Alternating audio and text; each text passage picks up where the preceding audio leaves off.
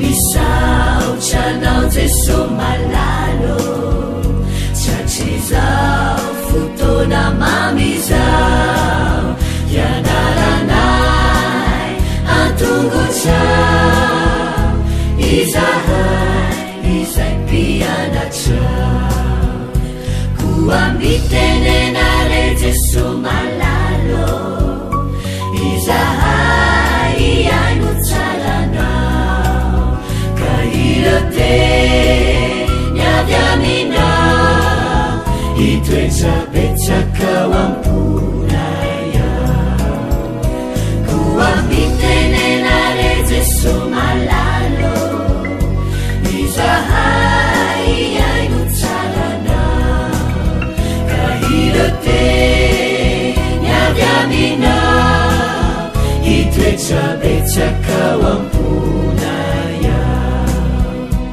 irate niavy aminao itoetrabetsakao amponaya.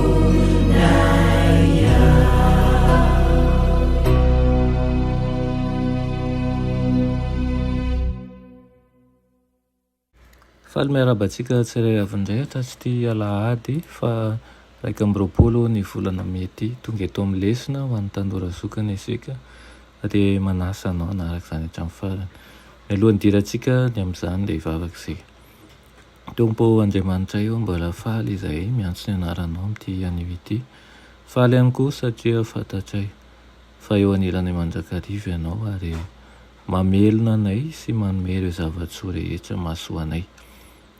Ataka aminao mba hamela ny fahadisoana sy ny helokay satria tsy mendrika anao izay ianao tompony akinany fonay sy ny fanerianay rehetra ko mety izainao hiasa ao anatinay aminaran'i Jesosy. Amen. Lohatenin'ny lesona antsika androany dia manao hoe maloto mahafaty ary mamitaka. Maloto mahafaty ary mamitaka.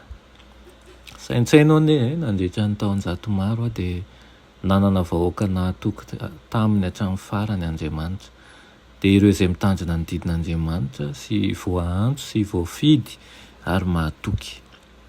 Tamin'ny faraparan'ny taonjato voalohany no nanoratany Jaona ny bokin'ny Apokalipsy.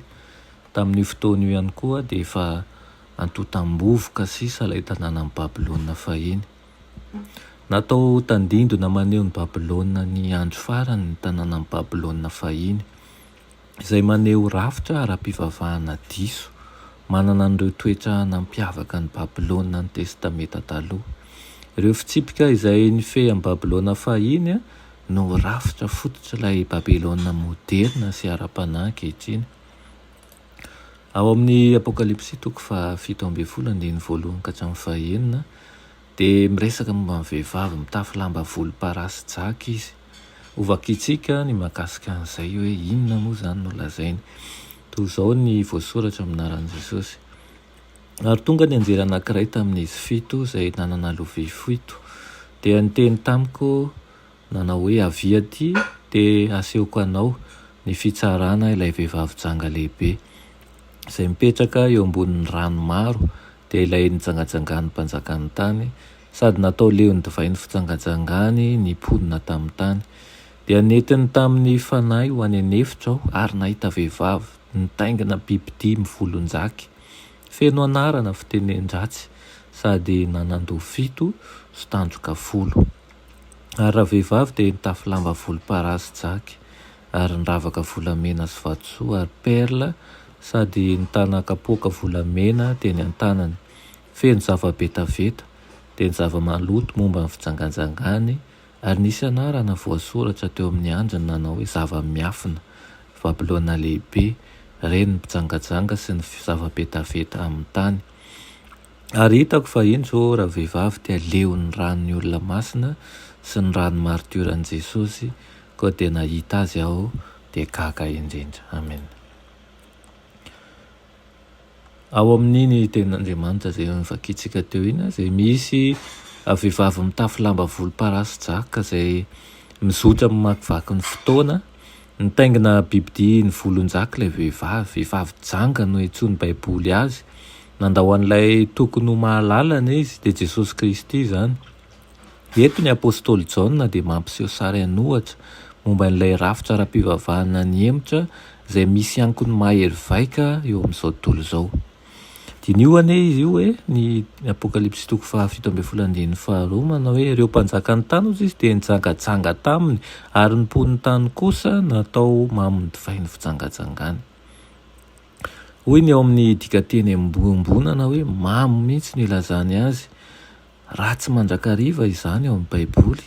Toy izany koa ny fijangajangana maneho fampianaran-diso, fotom-pampianarana sandoka ary fampiarana tsy araka ny tokony ho izy izany.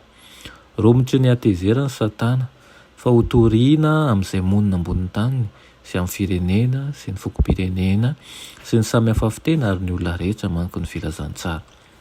Koa ampiasaina avokoa izao famitahana rehetra izao mba hamaboana ny sain'ny mponina amin'ny tany. Inona moa izany ilay fijangajangana lazaina io?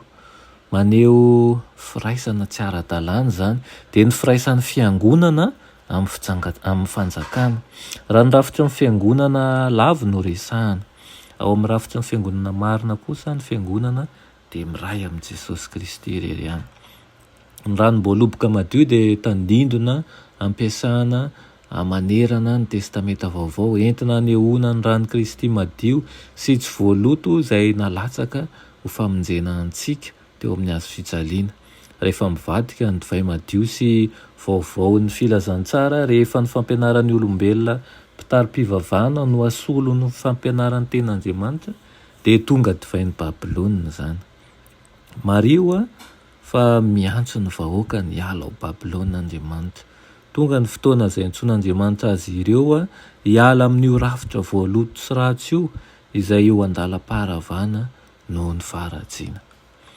Hitantsika amin'izany nandritra n'ity lesona ity ireo izay famitahana misy indrindra amin'izao andro farana izao izay rafitra ilay hoe vehivavy mitafy lamba volofaratsy. Hitantsika ihany koa ny anton'izany dia mino fa nahazo lesona ary nahazo fahalalana ihany koa anao ao anatiny dia ny tompony hanovo hery mandrakariva mba ahafahantsika matakatra ny tianao ambara.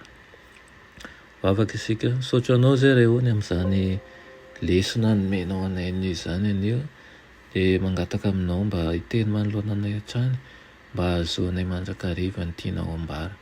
Eo ihany koa zahay mba tsy mpiaino sy mpahalala fotsiny ihany fa hatahotra anao ary koa anao izay rehetra nampianarinao sy nandidinao anay eto amin'ity fonenanay ity amin'ny anaran'i Jesosy. Amen.